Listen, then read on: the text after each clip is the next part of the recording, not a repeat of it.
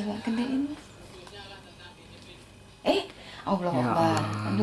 Mempunyai suatu keyakinan selama kurang lebih 6 Oh, bulan. jadi diputar sekarang. Terima kasih. Ya, amin. Terima kasih. Ya, enggak lah ya.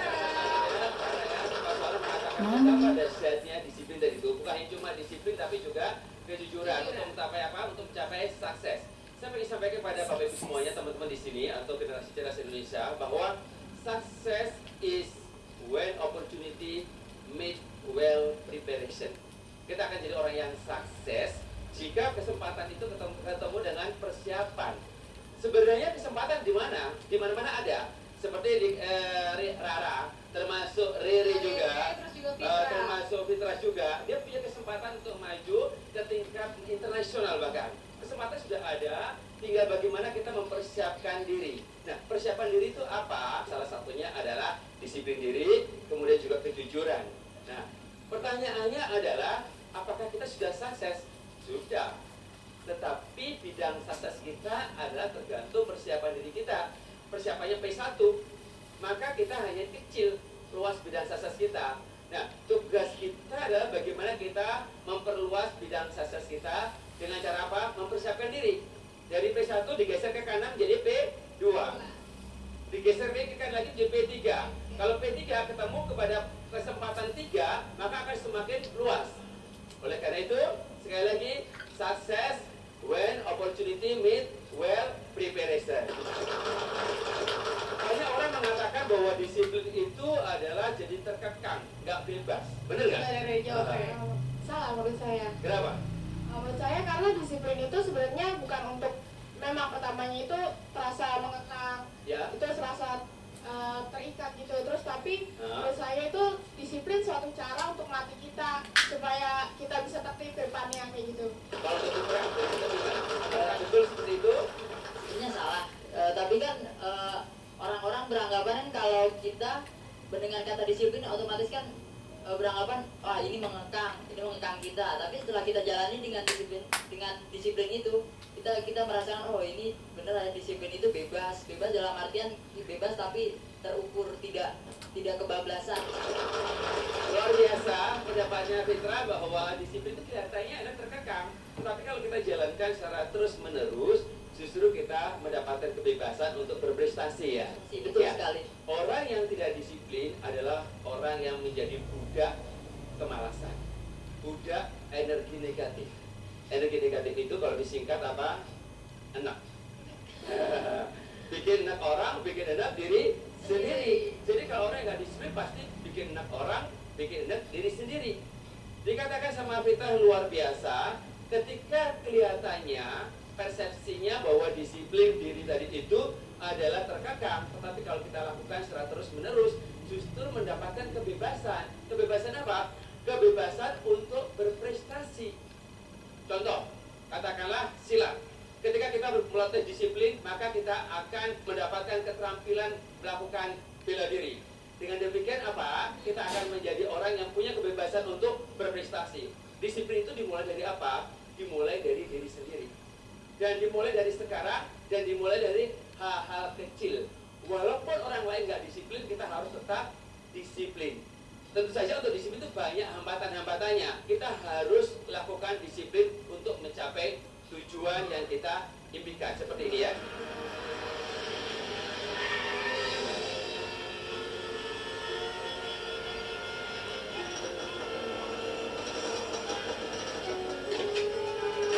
Mr. Brosnan? In your house, please.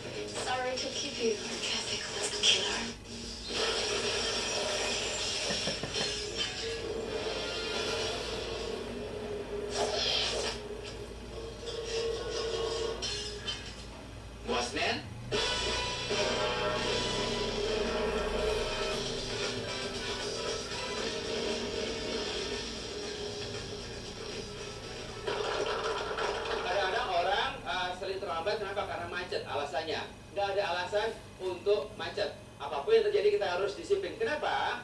Walaupun orang lain nggak disiplin, kita harus disiplin. Walaupun orang lain tidak bisa disiplin, kita tetap disiplin. Walaupun orang lain tidak akan disiplin, kita harus disiplin. Nah, dengan disiplin kita akan punya kebebasan untuk meraih sukses sampai di luar dugaan kita. Bagaimana teknik-teknik untuk disiplin, kiat-kiat disiplin seperti apa? Kita akan bahas setelah Pesan yang Oke. Salam gengsi.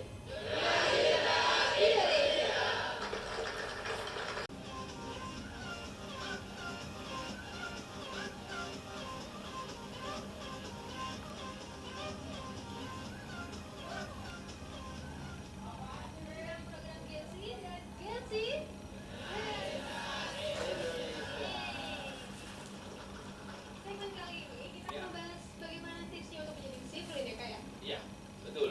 Sebelum itu kita tanyakan kepada Rere sama Fitra. Iya, Punya nggak kiat-kiat supaya jadi orang yang disiplin seperti apa? silakan Re. Ya. Kiatnya apa? Sukses disiplin dari saya itu pertama kita harus punya niat. Punya Niat dulu ya. Oke. Terus yang kedua kita harus punya tujuan. Punya Dan tujuan. impian yang kita ingin capai. Oke. Nah, ketika kita mempunyai tujuan, pasti kita akan berusaha untuk mencoba mencapai impian itu. Dan suatu impian itu pasti mempunyai aturan-aturan yang harus kita lakukan. Dan di situ perlu kedisiplinan juga. Oke, kalau Fitra, Fitra. Yang paling pertama adalah kemauan. kemauan. Kemauan Oke. dari dalam diri sendiri. Oke. Kalau kita nggak punya kemauan, di push sedemikian rupa Hmm. dengan yang lain, kalau kita nggak ada kemauan, kita tidak akan mau. Oke. Yang kedua itu berkomitmen Berkomitmen. terhadap diri Oke. sendiri. Ya. Yang ketiga kerja keras. Kerja keras. Kerja keras. Oke. Yang keempat berani mengambil resiko. Berani. Oke. Mengambil resiko. Dan yang paling terakhir dan yang utama ini adalah percaya diri. Percaya diri. Percaya diri. Penting ya. Fitra sudah menyampaikan tip-tip untuk disiplin diri. Nah. Rere juga begitu. Sekarang waktunya Kepada ini nih yang Bapak Kepala Bapak Sekolah Kepala dulu. Sekolahnya Seperti nih, apa Bapak. cara berdisiplin? Ya. Silakan, Silakan. Bapak. Ya. Oke, Pak Oleh. Bapak. Silakan Pak Oleh. Bapak. Halo Pak.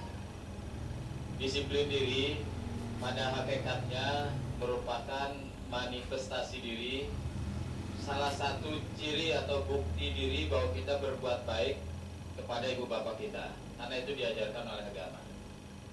Disiplin diri sendiri itu merupakan standar diri untuk mencapai satu tujuan, berbagai macam tujuan. Disiplin diri itu juga beraneka ragam. Ada disiplin diri terhadap waktu, terhadap tempat, dan sebagainya. Tip-tip untuk itu yang pertama memang harus ada kesadaran, betul yang dikatakan oleh Fitra. Ya, kesadaran. Intinya adalah sadar bahwa dia itu berada pada situasi atau kondisi yang ingin menuju ke suatu keberhasilan. Yang kedua harus punya motivasi yang tinggi. Benar juga yang dikatakan oleh siswa kita, harus berani menanggung resiko. Keempat, kalau mau lebih maju lagi, harus menerapkan standar yang tinggi dari disiplin diri itu sendiri. Saya kira begitu, Pak. Standar yang tinggi seperti apa tadi diri, Pak? Katakan kalau misalnya masuk ke sekolah kita ini punya aturan dan sebagainya. Ya. Aturan masuk 6.30. Ya. Kita harus punya standar yang tinggi, Ya. konsisten terhadap diri, datang ke sini bukan 6.30, Ya. tetapi di bawah waktu itu. Misalnya jam 6 sudah harus ada. Standar lebih tinggi lagi. Lebih tinggi lagi jam 5 mungkin sudah ada. Iya. Terima kasih Pak. Tadi kan kita sudah mendengarkan dari kepala sekolahnya ya. Iya, Pak, ya. betul. Sekarang kita pengen dengerin nih Di sana. dari teman-teman juga. Teman-teman mungkin dari generasi cerdas.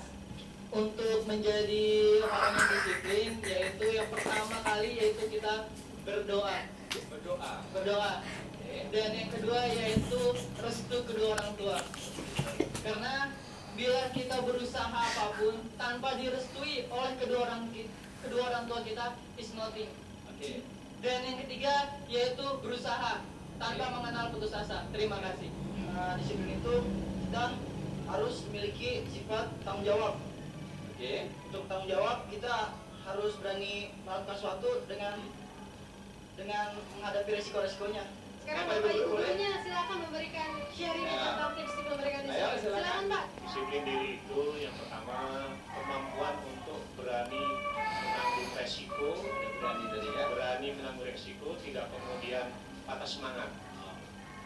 Jadi kalau gagal coba lagi. Kemudian yang ketiga serius atau bersungguh-sungguh. Bersungguh-sungguh. Ya. Kemudian yang keempat berpikiran positif. Berpikir positif. Berpikir positif bahwa kita akan sukses. Ya. Karena di Al-Quran juga ada kalau engkau berprasangka baik, hasilnya pun akan baik. Oke. Oleh karena itu kita selalu berpikir positif. Terima kasih. Pertama, yakin harus bahwa hidup teratur itu dengan disiplin. Oke. Yakin, Mbak? Yakin. Ya. Ya. Oke. Karena kami pernah mendengar kunci orang sukses itu ada 3. Yang Ya. pertama itu disiplin, Ya. yang kedua itu sungguh-sungguh Ya. ada, yang ketiga pengorbanan. Oke. Jadi nonsen orang yang berhasil itu tanpa disiplin. Oke. Karena dengan disiplin itu hidupnya akan enak, akan layak dan mudah mencapai cita-cita. Ya. Cara atau kiat untuk disiplin diri sesungguhnya ada banyak, tetapi paling tidak supaya kita ingat terus adalah ada 8K. Apa itu Kak?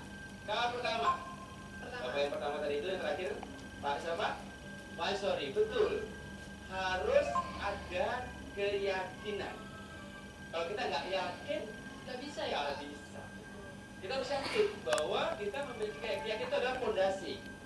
You can if you think you can. Utamanya Tadi yakin ya. dikatakan juga sesungguhnya Tuhan tergantung pada prasangka hambanya. Kalau kita bersangka bisa, maka kita bisa. Kalau kita berusaha nggak bisa, jadi nggak bisa Bisa. lagi. Jadi keyakinan amat sangat penting. Yang kedua dikatakan oleh fitrah dari itu adalah harus ada kemauan. Iya. Kalau nggak ada kemauan juga percuma. Gimana? Kita nggak ngerti. Kemauan itu adalah goal setting atau keinginan. If there is a will, there is a way. Kuncinya apa di sini? Kuncinya dari katakan sungguh-sungguh.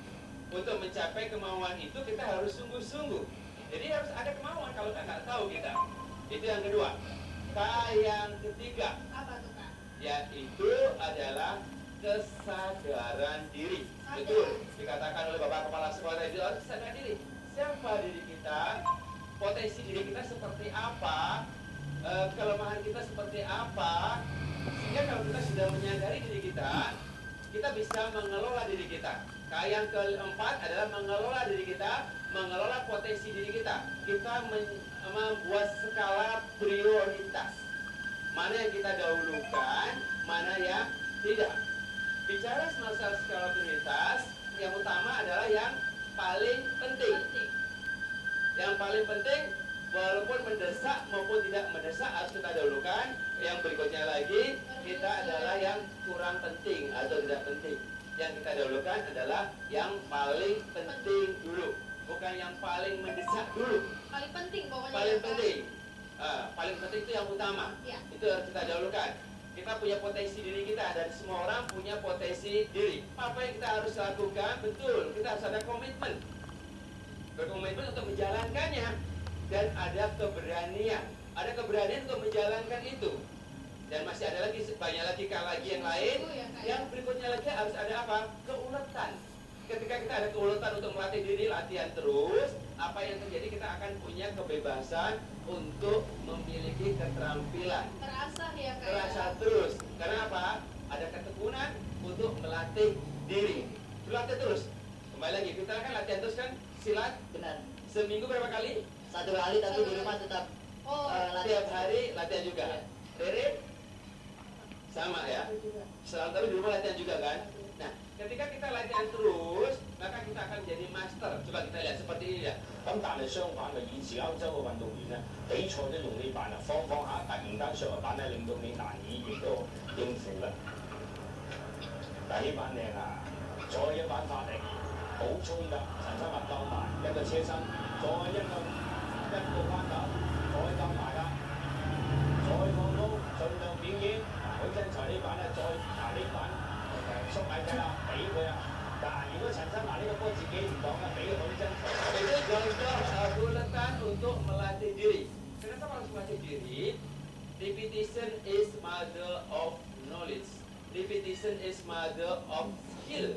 Semakin kita latihan terus, maka kita akan menjadi orang yang terampil. Yang kata Fitra, kita punya kebebasan untuk berprestasi kalau kita menjadi orang yang terampil. Itu K keberapa tadi? Ke-7. K ke-8 betul, ada kepercayaan diri. Kalau kita nggak percaya diri juga susah. PD, bahwa kita adalah ciptaan Tuhan yang paling sempurna. Karena kita ciptaan Tuhan yang paling sempurna pasti punya kelebihan. Masih ada K lagi yang lain sebenarnya. Bisa K berikutnya ketaatan, ketertiban. Minimal kita ada 8K, bisa 10K, bisa 12K untuk menjadi orang yang disiplin. Kita sudah mendengar pendapat dari para bapak ibu guru, lalu juga dari teman-teman Gensi. Sekarang ya kita panggilkan akademisi kita, Dr. Lili. Ya, silakan Pak. Ya. Tapi sebelum kita ngobrol-ngobrol lebih lanjut dengan Dr. Lili, kita lihat dulu pesan-pesan yang berikut. Salam Gensi.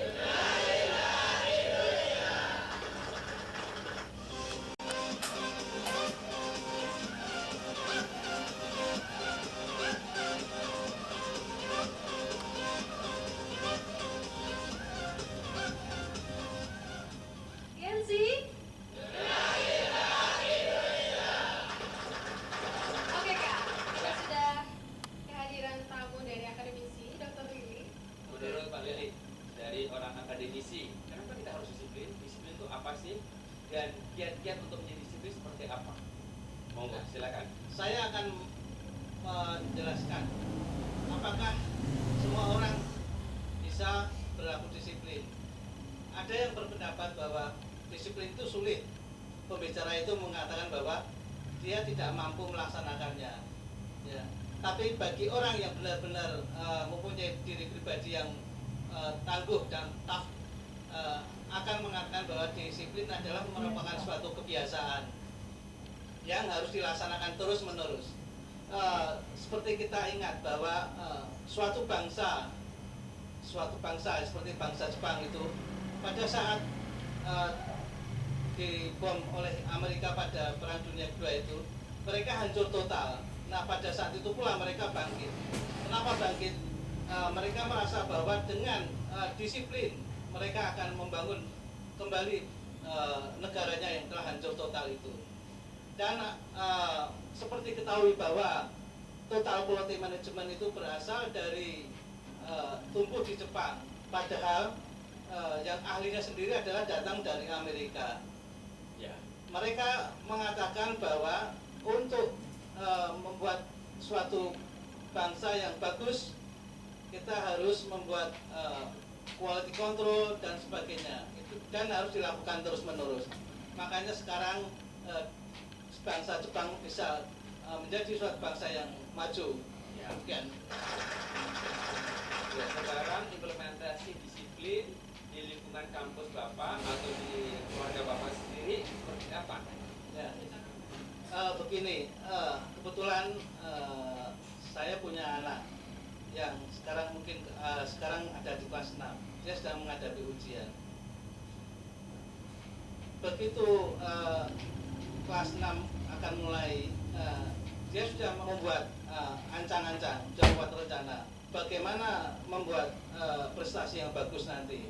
Kemudian saya dorong anak saya selalu bilang bahwa give me 30, artinya berikan saya 30, karena nilai tertinggi di SD itu adalah 30. Kemudian dia dalam belajar itu memakai whiteboard. Di whiteboardnya itu dia juga menuliskan give me 30. Jadi setiap hari dia begitu menulis belajar di whiteboard itu selalu ingatannya akan mengacu kepada kalimat-kalimat itu. Dan alhamdulillah begitu ada TO kemarin nilainya bagus-bagus terus ya. Karena semangatnya dan disiplin dirinya itu yang saya tumbuh kembangkan sampai sekarang ini. Luar biasa ya. Bangunnya jam berapa Pak rata-rata ya? Saya sendiri terkejut ya, kagum pada dia. Begitu hebatnya dia ya, walaupun dia masih berumur 11 tahun ya, dia sudah bisa berdisiplin diri. bangun untuk belajar itu sudah 4 pagi, Pak. Jadi lama-kelamaan karena dia sudah terbiasa gitu, akhirnya saya yang kewalahan. Begitu saya bangun lama, dia selalu mengetok pintu kamar saya. Papa, I want study. Ya, itu dia begitu kuatnya itu. Makanya terus akhirnya saya menemani anak saya belajar. Walaupun saya hanya duduk sambil membaca, dia inginnya selalu ditemani. Nah, inilah fungsi dari orang tua. Kita tidak boleh hanya mendorong mereka, kamu harus begini, harus mendapat ranking yang tinggi. Sedangkan kita tidak punya dorongan, kita harus mengimbangi mereka. Jadi berilah kepercayaan mereka, berilah kemauan kita dengan memberikan dorongan itu. Sampai membahas apa dikatakan oleh Pak Lili. Dia katakan kepada anaknya adalah give me 30. Give me 30 karena nilai tertinggi adalah 30 untuk anak SD UN-nya. Itu yang disebut Pak Lili melakukan apa disebut dengan afirmasi. Afirmasi itu harus dalam kalimat yang positif, kata-kata yang positif. Pak Lili juga menerapkan dengan positif. Ini yang dilakukan oleh Benjamin Franklin ketika dia ingin menjadi orang yang sabar, di kartu namanya ditulis. Setiap saat dibaca lagi untuk jadi orang sabar. Setiap saat dibaca lagi sabar. Ini juga yang dilakukan oleh tinju legendaris Muhammad Ali. Ketika dia melakukan afirmasi I am the winner, I am the champion, I am the greatest, akhirnya dia selalu menang di dalam pertandingan tinju. Itu adalah afirmasi. Kita meyakini bahwa kita bisa.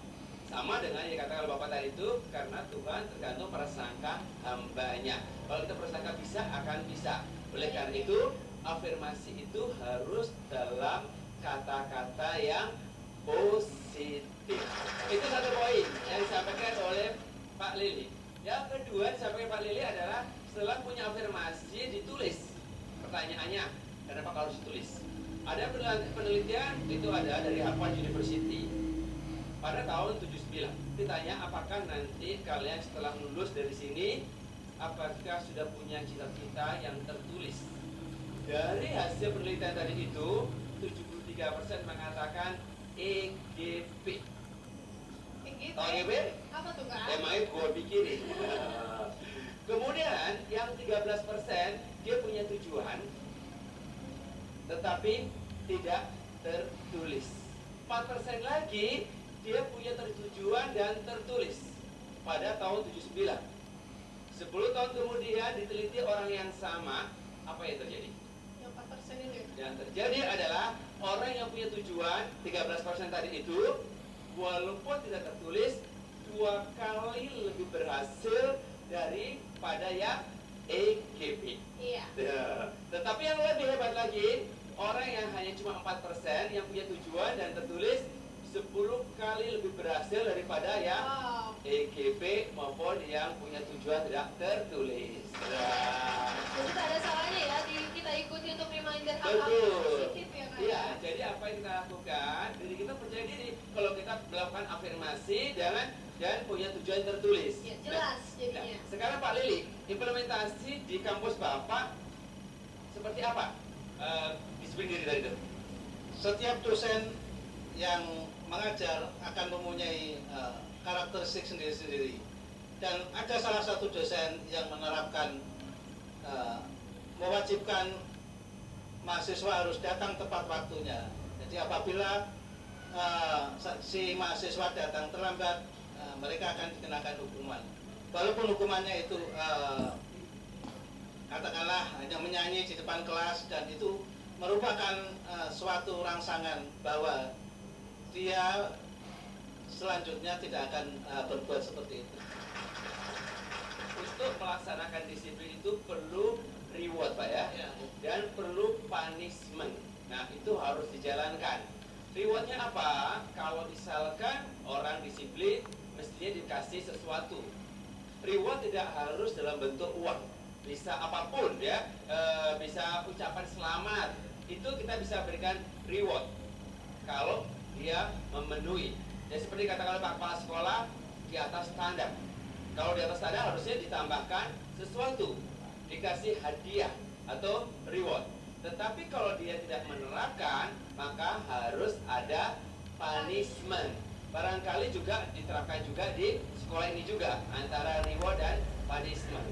Semuanya harus ada itu supaya kita menjadi orang yang disiplin. Disiplin yang cerdas ya Pak ya. Oh, kinerja cerdas. Nah, sekarang saatnya segmen Tanya jawab. Bisa tanya kepada Fitra, bisa juga bertanya kepada Riri. Ya. Silakan. Saya mau bertanya, tadi kan sudah disampaikan bahwa untuk mencapai kesuksesan itu dibutuhkan sebuah kedisiplinan dan kejujuran. Apa ada lagi nggak kalau buat menuju kesuksesan itu hal-hal lain yang membawa kita kepada kesuksesan? Terima kasih. Ada maksudnya ya kita percaya sama apa potensi yang kita miliki, terus kita juga harus Saya Riri ya. percaya diri Nah. dengan apa yang kita punya, kemampuan kita. Berdoa, jangan lupa sama Harus Tuhan. berdoa juga dari Fitra. Silakan. Selain yang kejujuran dan disiplin itu ada pertama harus yakin. Iya. Pertama yakin itu kalau kita bisa apapun resikonya mau ke depan nanti bagaimana, kita yakin kalau apa yang kita kerjain itu hasilnya akan baik. Ya, Mbak Lili. Menurut saya yang paling utama adalah kita sudah jujur, kita sudah melakukan terus menerus. Salah satu yang paling utama adalah kita harus mempunyai mimpi bahwa suatu saat saya akan dapat melaksanakan itu, dan itu harus dibayang-bayangkan terus di dalam ingatan kita. Seperti terus terang saya mengalami sendiri ya.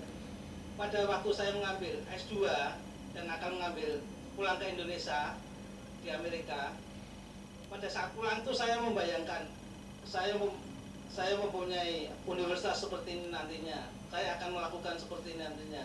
Jadi begitu pulang di dalam pesawat itu saya selalu membayangkan bahwa saya akan kembali lagi, dan alhamdulillah setahun kemudian saya bisa kembali lagi ngambil S3. Jadi bayangan itu harus kita ciptakan di dalam ingatan-ingatan kita. Suatu saat kita harus sukses, suatu saat kita akan berhasil, dan apapun yang akan kita kerjakan, kita harus selalu berdoa kepada Tuhan ya. Kita akan mencapai ke sana, bahwa kita akan dapat melewati batas-batas itu. Itulah yang yang saya perlu sampaikan. Kuncinya adalah membayangkan atau memvisualisasikan. Seperti apa membayangkan? Jack Canfield mengatakan begini. Salah satu kunci orang sukses adalah kita bertindak seolah-olah. Pikiran kita tidak bisa membedakan antara imajinasi dengan kenyataan. Apa yang kita imajinasikan itu pasti menjadi kenyataan. Sekarang berdiri semua, membayangkan luar biasa dahsyatnya. Coba sekarang diukur, jarinya yang lebih pendek yang mana? Yang lebih pendek diangkat. Kalau sama ini akan yang kanan. Coba kita lempar begini, lempar. Sekarang kita membayangkan bahwa jari kita yang pendek itu sekarang lebih panjang. Bayangkan lagi, 10 kali panjang, semakin panjang dan semakin panjang. Coba diukur, berubah nggak jarinya? Yang berubah ke tangan, yang berubah itu menunjukkan apa yang kita bayangkan akan terjadi.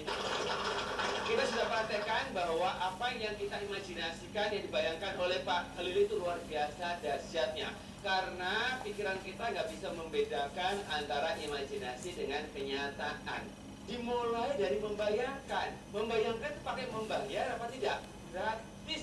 Menulis pakai bayar nggak? So, lakukan supaya kita untuk mencapai apa yang kita impikan. Oke, sekarang tanya lagi siapa lagi yang bertanya mungkin? Siapa? Oke.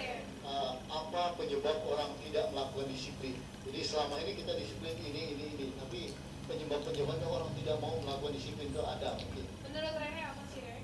Yang pertama pasti hidupnya itu nggak teratur. Iya. Terus tujuannya juga nggak jelas. Tujuan nggak jelas, menarik sekali.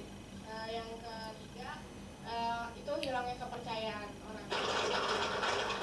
Kalau penyebab orang tidak disiplin itu pertama orang beranggapan kalau disiplin itu benar tadi mengekang. Jadi dia beranggapan ngapain kita perlu disiplin kalau disiplin itu ternyata mengekang kita tidak bisa bebas. Kita sebagai makhluk manusia, kita ditakdirkan sebetulnya pengennya hidup tanpa peraturan dan hidup seenaknya.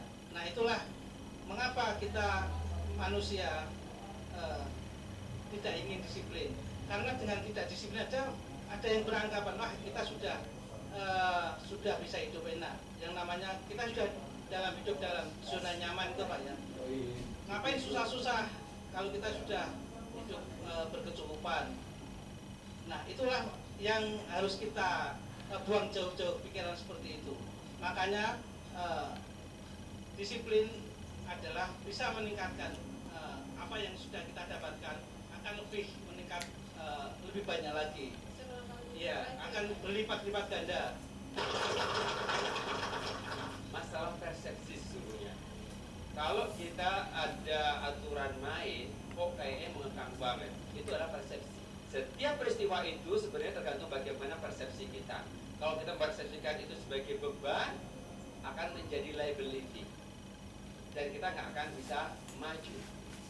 Tetapi kalau kita anggap aturan itu kita anggap sebagai aset, dengan aturan itulah saya akan bisa menjadi orang yang hebat, menjadi orang yang disiplin, produktif, tergantung diri kita sendiri.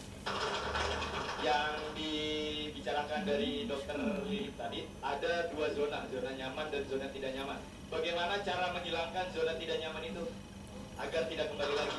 Kita coba sesuatu untuk menggapai impian, pasti ada gagal, dan kita bagaimana caranya biar kita nggak menjaga terus sifat disiplin kita, dan bagaimana caranya mengupgrade sifat disiplin kita. Terima kasih.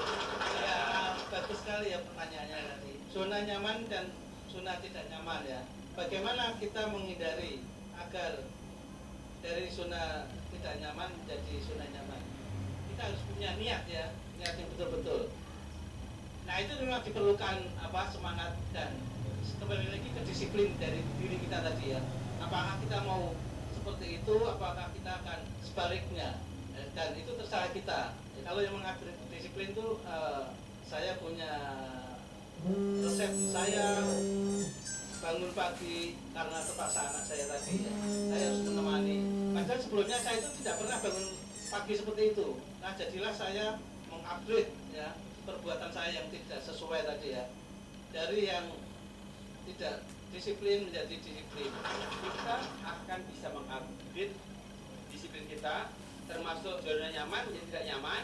Caranya adalah kita membutuhkan alasan, butuh trigger. Bangunnya lebih pagi lagi, jam 4 pagi. Apa alasannya? Alasan utamanya adalah karena anaknya bangun pagi. Lalu kalau misalkan anaknya bangun pagi, kok papanya nggak bangun pagi? Itu yang disebut dengan alasan kita harus tulis. Nah, ketika kita memiliki alasan yang amat sangat kuat untuk melakukan disiplin, maka kita akan menjadi orang yang disiplin. Jadi segmen ini sampai di sini. Dan nanti kita akan ada Lanjutkan dengan tanya jawab atau aksi cerdas. Kenzi.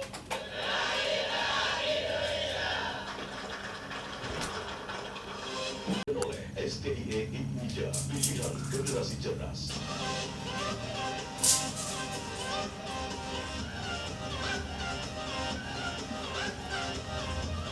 Jembat-jembat.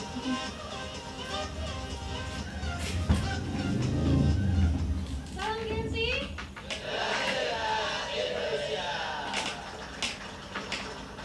Oke Kak, kita udah masuk ke segmen aksi cerdas. Aksi cerdas. Ya. Langsung aja Kak. Oke, aksi cerdas pertama adalah sinonim daripada disiplin apa? Angkat tangan. Ayo. Langsung angkat tangan. Sinonim dari disiplin diri yaitu pertama tepat waktu. Oke. Oke. Terus yaitu menaati semua peraturan baik di sekolah mau di rumah. Oke. Lalu berusaha memanage waktu bagaimana kita bisa lebih baik lagi. Seperti itu. Tadi kita harus singgung bahwa untuk disiplin itu butuh 8K minimal. 8K. Apakah 8K itu? Angkat tangan. Ada masih ingat 8K apa? 8K. Mungkin yang tadi minimal 8K itu, yang pertama itu keyakinan, kedua kemauan, ketiga kesadaran diri sendiri, ya. Keempat itu memilih kegiatan yang penting itu apa, terus kelima itu komitmen, yang keenam itu kepercayaan diri, yang ketujuh keuletan, keuletan, oke ya. yang kedelapan itu dengan keberanian. Bagaimana kita harus menjalankan disiplin? Dimulai dari mana Kak? Apa yang kita harus lakukan supaya kita disiplin? Ya. Kedisiplinan itu dimulai dari diri sendiri, terus dilakukan dari hal-hal yang kecil, ketiga dilakukan sekarang, dan terakhir dilakukan segera mungkin. Sekarang tiba saatnya adalah closing statement. Closing statement daripada Rere. Untuk disiplin itu kita harus pertama menumbuhkan dari diri sendiri. Kita harus melakukan dari hal yang kecil. Walaupun itu kita anggap nggak penting, tapi itu suatu peluang untuk kita berprestasi. Dan juga itu kita harus yakin sama potensi yang kita miliki itu. Terima kasih. Kalau dari saya, mulailah disiplin itu dari sekarang juga, dari saat ini juga. Dan bila gagal, jangan bermudah putus asa. Di satu kegagalan itu banyak 1000 peluang yang lain. Oke, Pak Lili, disiplin adalah suatu modal yang harus kita miliki ya. Dan itu harus kita bangun, dari keluarga kita bangun, dari anak-anak, dari lingkungan, dan kemudian dari masyarakat dan negara. Kita ingin menyimpulkan disiplin itu adalah syarat keharusan untuk sukses. Kita harus tetap disiplin, walaupun orang lain tidak bisa disiplin. Apa yang harus kita lakukan dalam mendisiplinkan diri tadi itu? Dimulai dari mana? Dimulai dari keyakinan itu saja. Kenapa? Apa yang kita yakini akan mempengaruhi pikiran kita. Dan apa yang kita pikirkan itu akan menjadi kata-kata kita. Dan apa yang kita katakan itu akan menjadi action kita. Dan tindakan kita akan menjadi apa? Menjadi kebiasaan kita. Kebiasaan kita yang berulang kali itulah sebagai disiplin. Dan kebiasaan kita tadi itu akan menjadi apa? Akan menjadi value kita.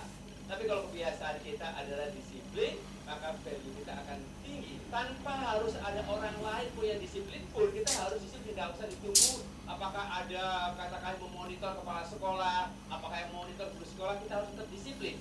Itu adalah nilai kita. Tuhan itu kapan tidur memonitor kita. Sesungguhnya apa?